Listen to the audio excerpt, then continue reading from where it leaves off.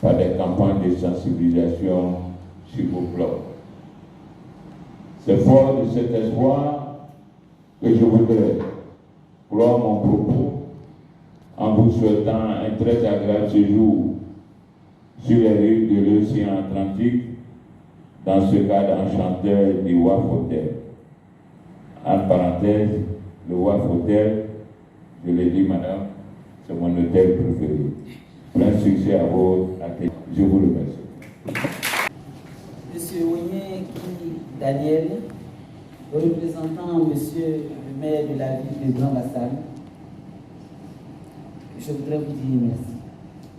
Merci pour ces éloges, merci pour cette présence, merci pour la ponctualité. Ça aussi, c'est une valeur que nous devons tous cultiver et à travers les différents ateliers. Merci beaucoup. Merci pour cette reconnaissance. L'UNESCO est là pour accompagner la Côte d'Ivoire. Et je crois que c'est ensemble que nous allons permettre à la ville d'Ivoire d'aller très loin. Merci beaucoup. Je voudrais vraiment vous dire que la thématique, comme vous venez de le dire, est pour nous extrêmement importante. Et nous voyons la grande cascade, de nombreux jeunes arrivent régulièrement, qui viennent, c'est vrai, nous disons, s'amuser, mais de quelle manière? Et quels sont les résultats par la suite? Et c'est pour ça, pour nous, en choisissant la ville de Grand-Bassam, c'était une manière de marquer cela et de dire non au mauvais comportement de la jeunesse, oui au bon comportement, pour leur bonheur, pour leur avenir et le développement de la Côte d'Ivoire. Merci beaucoup. Déjà, ce qu'il faut savoir, parler de la sexualité aux adolescents et aux jeunes est très important. Parce que la sexualité est un point très important dans le développement de la personne. Et donc, il est important qu'on porte à l'endroit des jeunes des informations justes et vraies pour les aider dans leur développement physique et psychologique.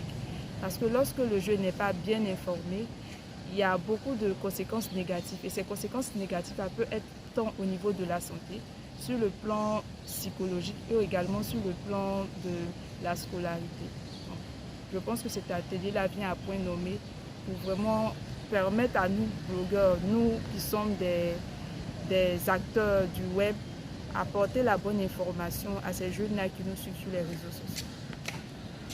Alors, nous sommes ici à Bassam, à un atelier de renforcement des capacités des blogueurs et blogueuses de Côte d'Ivoire pour qu'ils puissent faire la promotion de l'éducation complète à la sexualité. Parce que nous savons que aujourd'hui, de plus en plus, les jeunes sont les premiers amateurs donc, des réseaux sociaux. Et donc nous voulons saisir cette opportunité-là, aller pêcher où les jeunes sont, où ils aiment aller, pour leur donner les informations nécessaires en matière d'éducation complète à la sexualité. Parce que la sexualité, c'est un concept assez important, mais qui malheureusement est resté tabou longtemps. Ce qui fait que aujourd'hui, les jeunes sont laissés pour compte parce qu'on ne donne que ce qu'on a reçu. Les parents n'ayant pas reçu l'éducation à la sexualité, il leur est un peu difficile de transmettre ça à leurs enfants. Et le ministère de l'Éducation nationale a décidé de prendre le taureau par les cornes parce que depuis 2012-2013, nous avons constaté 5116 cas de grossesse dans nos établissements, ce qui est énorme. On ne pouvait pas rester donc les bras croisés. On a décidé donc d'adresser la question en élaborant en 2016 notre programme national d'éducation complète à la sexualité. Donc depuis 2016, nous pilotons le programme national d'éducation complète à la sexualité. Ce qui fait qu'aujourd'hui, nous avons réussi à intégrer dans nos programmes les notions d'éducation complète à la sexualité dans deux matières porteuses que sont l'éducation aux droits de l'homme et à la citoyenneté et les sciences de la vie et de la terre.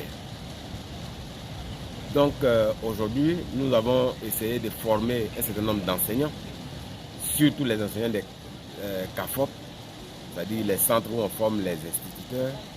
Nous sommes en train de chercher à voir comment réussir également à former les enseignants de l'école normale supérieure de l'Institut national des sports, etc., pour que ces centres où on forme au premier niveau les enseignants, ceux-là puissent prendre en main l'enseignement de l'éducation complète à la sexualité, pour que les enseignants qui sortent de ces centres-là soient déjà outillés pour prendre en charge nos enfants dans nos établissements. Alors, si vous pouvez nous présenter ce que représente Eloado. Eloado, c'est simplement une application éducative et interactive pour les jeunes qui les éduque sur la santé sexuelle et reproductive. Et à l'intérieur de cette application, on retrouve plusieurs contenus, c'est-à-dire on a du contenu texte, du contenu audio, du contenu vidéo. On a également une fonctionnalité de géolocalisation, une fonctionnalité pour les chats et aussi pour les urgences, c'est-à-dire un jeune qui est en situation, disons, difficile, qui veut retrouver rapidement un centre de santé, qui a un comportement à risque. Directement à partir de l'application nous propose les centres qui sont aux alentours dans sa zone d'habitation. D'accord. Aujourd'hui, pourquoi vous êtes avec les blogueurs aujourd'hui? Le sens de cette formation, qu'est-ce que vous allez Aujourd'hui, apporter? le sens, c'est vraiment de pouvoir présenter déjà le travail qui a été fait sur Eloado et aussi de pouvoir intéresser au fait toutes ces personnes de médias afin qu'ils puissent porter au fait la communication autour de l'outil en question, de l'application.